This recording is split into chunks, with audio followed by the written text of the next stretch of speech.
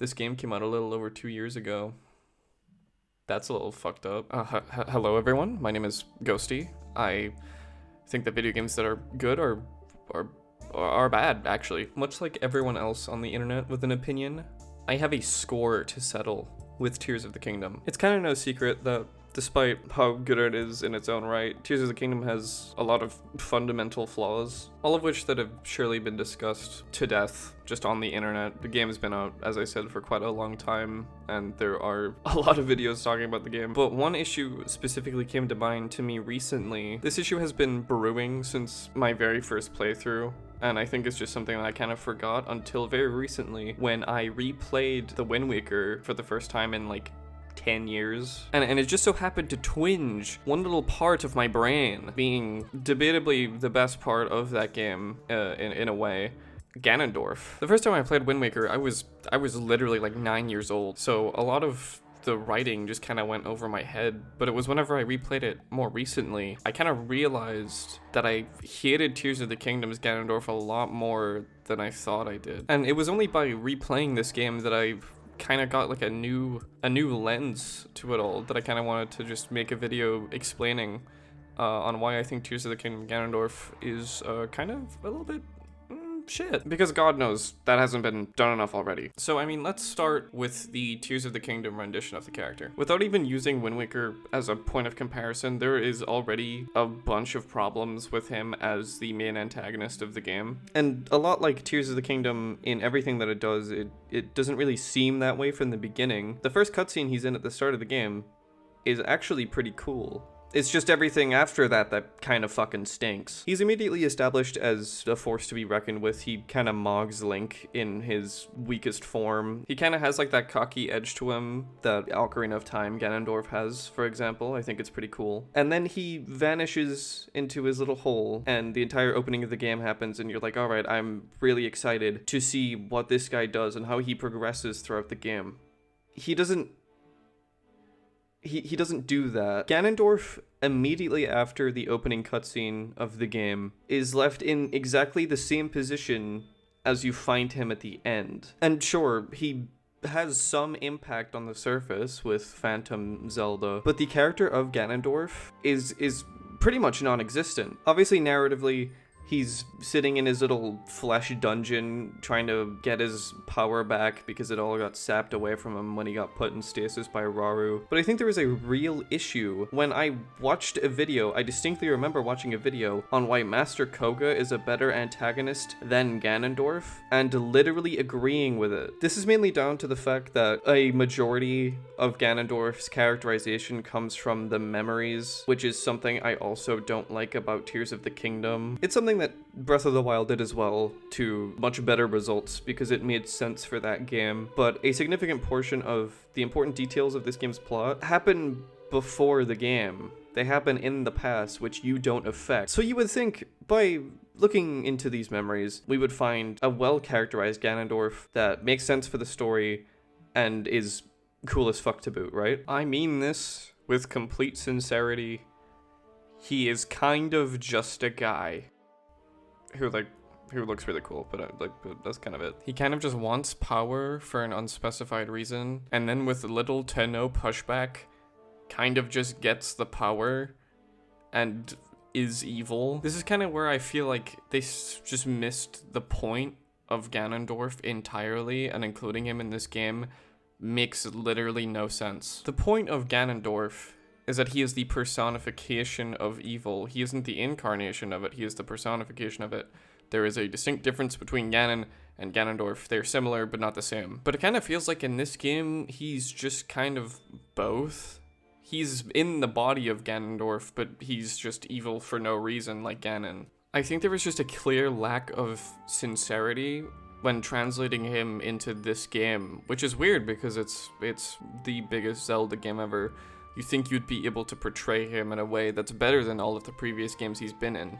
But they kind of just lost sight of what the character of Ganondorf can actually do and what he can actually mean in a story. And to show what I mean by that, let's look at Wind Waker. Ganondorf in this game is literally hands down one of the best things written in a Nintendo game. His final monologue is probably the best written thing in a Nintendo game. And that is because his character actually means something. A big appeal for the original 3 incarnations of Ganondorf is that they are all progressions of each other. Ocarina of Time Ganondorf is a little bit more cocky. He kind of just gets what he wants and brushes Link off as nothing, and then it's only when he gets proven wrong that he is able to change. And we see that in his incarnation in Wind Waker. He has memories of Ocarina of Time and is naturally changed because of them. And I have never played Twilight Princess, so I can't really talk about him in this video, but from what I have seen, he is at the very least pretty damn cool. But Wind Waker's incarnation specifically is something that is incredibly special. His presence is entirely different compared to Ocarina of Time. He doesn't necessarily just feel strong and powerful, he feels intimidating. And he doesn't just sit around in Forsaken Fortress, he literally bombs Great Fish Isle. He just gets rid of a location in the game before you can even get to it. There are whispers on the ocean of his return, and it is Link's job, a kid who has no right being involved at all, to stop it. And it's in their final scene together where that dichotomy is fully explored. These two characters could not be any more different. Ganondorf shares his philosophy of the world with his outlook from the past, and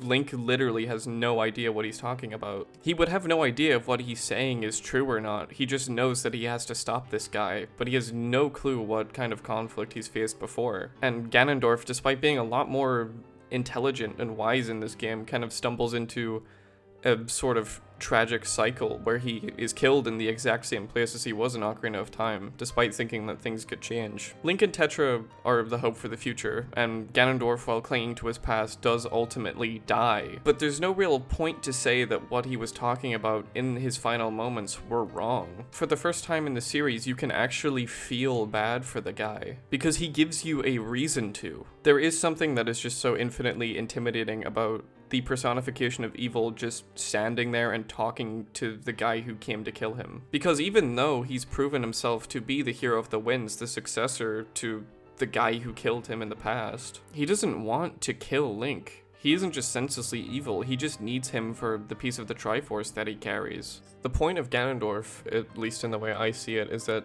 he's not supposed to be a monster that you overcome. He has way more meaning than that. He's a conversation to be had. He's a thing you think about when you put the controller down. And although Tears of the Kingdom Ganondorf has his moments, they still kind of just forgot the point. And like, I haven't even gotten started on like the big thing yet. So you know how previously I mentioned that a big appeal of Ganondorf was that he was a progression of the same character in Ocarina of Time, Wind Waker, Twilight Princess.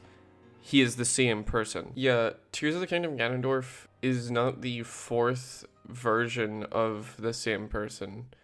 He is just a guy with the same name. This is just where things get stupid. Because of Tears of the Kingdom's time plot, the past segment happens at the start of the timeline. Don't think about it too hard. And the present that you play through happens at the very end, and since Ganondorf gets put in stasis in the past, i.e. the start of the timeline, there is a Ganondorf under Hyrule Castle until the very end of the timeline, which means that at certain points in time, there are 2 Ganondorfs. This detail alone already just completely shatters Ganondorf as a character in Tears of the Kingdom, like even just ignoring everything else. But that on top of everything else makes it pretty much unacceptable. I definitely think it's a result of Breath of the Wild probably never having a sequel planned when that game was being made. There were obviously implications that there was something beneath Hyrule Castle, that it was probably Ganondorf, but it was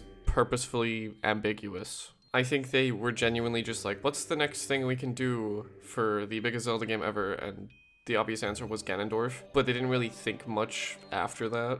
Tears of the Kingdom presents the idea of Ganondorf rather than the substance. There's really no reason for him to be in the story because it doesn't make sense. He's at the beginning of the timeline, which is just a complete mindfuck in and of itself. Something that I think is a complete and utter miss in the game is the fact that the courage, wisdom, and power, Link, Zelda, and Ganondorf, are never in the same place at the same time. All 3 of them never interact in one place. They do it in Ocarina of Time, they do it in Wind Waker, I'm assuming they do it in Twilight Princess, But by the time all three of them are in the same place, two of them are dragons that have a questionable level of sentience. And outside of the opening of the game, I don't think Zelda and Ganondorf ever speak to each other. I don't think they ever exchange words. I think the closest they get is whenever he kills Sonia. I don't even know if she says anything to him specifically at that point. I think it's just Rauru and him.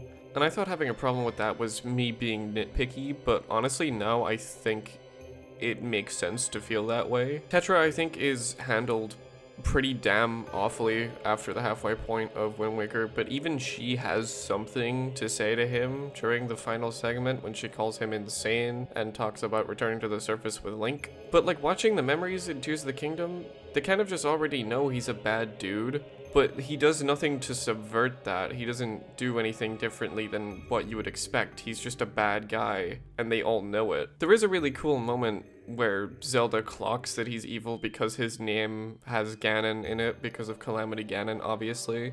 And because of that, you would think that her relationship with Ganondorf would be way more developed than Link's would be, but neither of them really are. Link does obviously interact with him during the final segment where he aura farms and does the HP bar thing, but there's just nothing in the game that has the same emotional weight as a game that came out more than 20 years before it that just did Ganondorf better. I really like Link and Zelda in Breath of the Wild. I think they're very good characters. And I obviously like the previous incarnations of Ganondorf. They brought him back for a reason, because he's a very iconic character. But they just do nothing with it. You would think that Link and Zelda would have some sort of unique interaction with this guy. And it's really framed that way during the final fight. It's like this huge moment of like clashing good and evil, but that's kind of just what it is. Link is just good. Ganondorf is just evil.